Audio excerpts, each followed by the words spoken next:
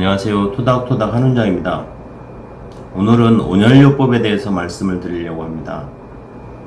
우리가 발목을 삐었을 때 냉찜질을 해야 할까요? 아니면 온찜질을 해야 할까요? 무릎에 관절염이 심해가지고 물이 차면서 관절이 부어오를 때, 이럴 때 냉찜질을 해야 할까요? 아니면 온찜질을 해야 될까요? 그리고 무릎 관절염이 오래돼가지고 관절이 굳어서 걷기가 힘들 때, 요럴 때 온찜질이 낫겠습니까? 아니면 냉찜질이 더 나을 것 같습니까? 오늘 그 해답을 한번 찾아보도록 하겠습니다. 화면을 보면서 설명을 드리겠습니다. 근골격계 통증이 있을 때 온열요법이라는 것을 실시하게 됩니다.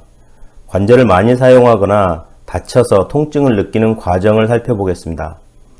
통증 경련, 통증 순환이라는 것이 있는데요. 과사용이나 외상으로 인한 조직 손상은 통증 감지 조직을 활성화시켜서 그 신호를 뇌로 전달하게 됩니다.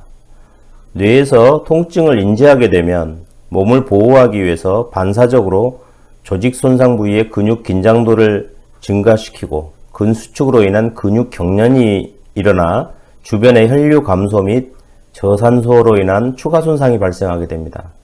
이러한 추가 손상은 다시 통증을 일으키게 되고 이 통증은 다시 뇌를 활성화시키고 활성화된 뇌는 다시 근육 경련을 일으키는 이런 순환 관계를 통증 경련, 통증 순환이라고 합니다. 그래서 이 순환을 끊어주어야 하는데요. 우리가 약을 먹는 이유는 통증이 뇌로 전달되는 과정을 차단시키는 것이라고 한다면 물리치료나 온열요법을 하는 이유는 긴장된 근육을 강제적으로 풀어버림으로써 악순환이 지속되는 것을 막는 데 있습니다.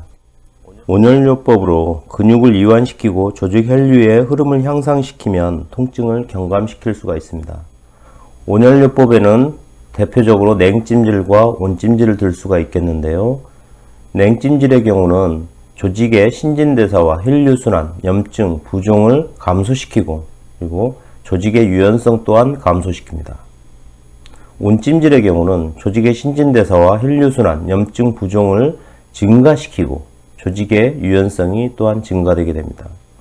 이렇게 냉찜질과 온찜질은 통증과 근육 경련을 감소시킴에도 불구하고 이런 조직 대사, 혈류순환, 염증, 부종, 조직 유연성에 대해서 상반되는 효과를 가지게 됩니다. 그래서 냉찜질의 경우에는 관절에 염증이 있는 경우 그리고 급성 손상이 있는 경우에 주로 사용을 하게 되고요. 온찜질의 경우에는 근육의 단축이나 섬유화로 인한 근긴장성 질환, 예를 들자면 어깨 결림이나 종아리 쥐남 이런 것들이 되겠죠. 그리고 혈액순환이 잘 안 돼서 생기는 증상인 경우에 주로 사용하게 됩니다. 자, 요약을 하자면 급성 손상이 있거나 아니면 염증이 진행 중인 상태에서는 냉찜질이 효과적입니다. 하지만 관절염이 오래돼가지고 관절 움직임이 불편하다든지 아니면 어깨가 결린다든지 종아리에 쥐가 난다든지 하는 근육성 질환인 경우에는 온찜질이 효과적입니다. 그러면 처음 시작할 때 드렸던 질문에 대한 답변을 한번 살펴보겠습니다.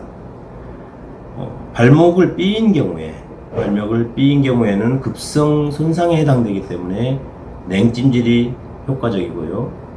그다음에 무릎 관절염이 심해서 무릎이 막 부어오르고 안에가 부종이 생겨져 있고 안에가 물이 차고 이런 상황에서는 냉찜질이 또한 효과적이겠습니다. 하지만 무릎 관절염 때문에 관절 움직임이 불편해서 걷기가 힘들다 이런 경우에는 온찜질이 효과적일 것 같습니다. 오늘은 온열 치료에 대해서 한번 알아봤습니다. 감사합니다.